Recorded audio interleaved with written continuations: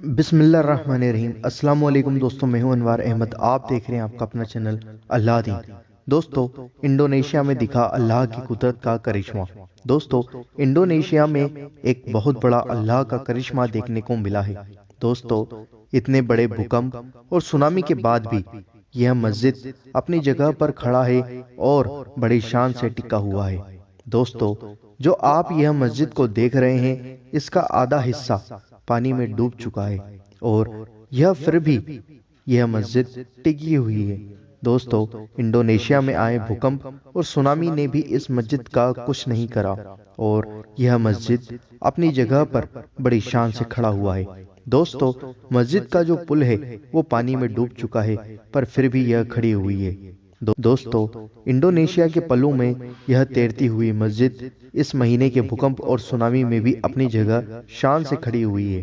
दोस्तों, स्थानीय लोगों का मानना है कि हम सब लोग सोच में पड़े हैं कि आखिर यह मस्जिद कैसे बच गई। सब लोग इसे अल्लाह का करिश्मा बता रहे हैं और अल्लाह अज़्ज़ व जल का शुक्र अदा कर रहे हैं। दोस्तों, यह मस्जिद जो है वो अल्लाह का घर है। अल्लाह ने अपने घर को भूकंप और सुनामी और दुनिया की आने वाली हर आफत से बचाया।